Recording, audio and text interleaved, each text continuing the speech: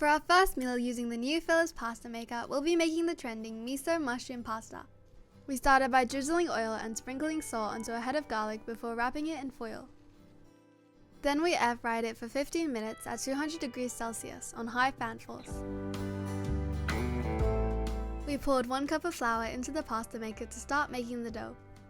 Then into the cup we mixed 1 egg, about a tablespoon of olive oil and water to the line. After turning on the pasta maker's auto function, we started pouring in the egg. Once the pasta begins to extrude, you can cut it to any length you like.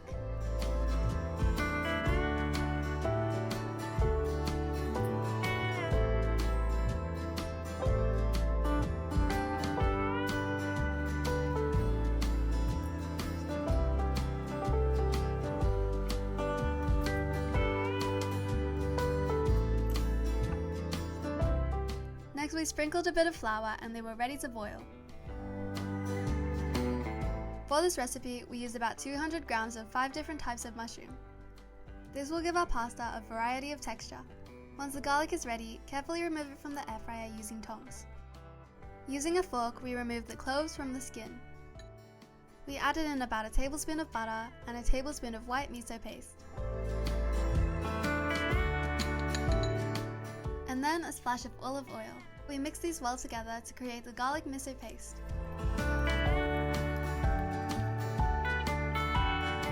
We oiled the pan to begin frying the mushrooms.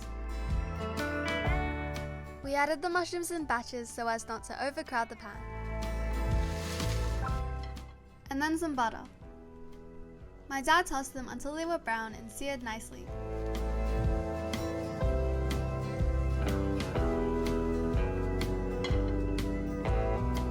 Don't forget to add some truffle salt for flavor. Then he plated the mushrooms so they were ready to be put in the pasta later.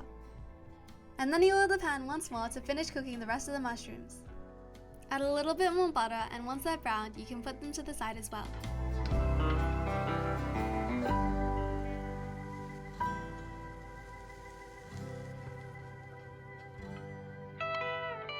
Next, my dad salted some boiling water to begin boiling the pasta. Boil the pasta to al dente for 3 minutes. Once it was ready, we strained it.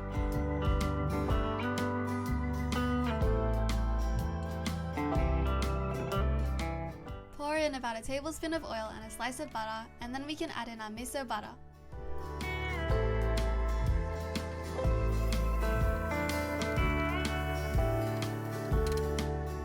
After that, we added in the browned mushrooms. Pour in a scoop of the pasta water and some pepper to taste.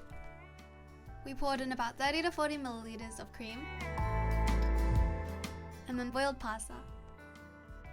If you'd like, you can sprinkle on some Parmesan cheese. Then we stir fry the pasta until it was ready.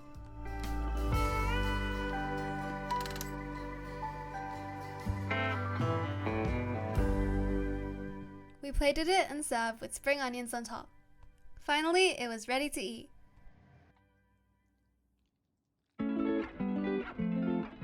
As you can see, the pasta was rich and creamy, and the mushrooms really complemented the flavor.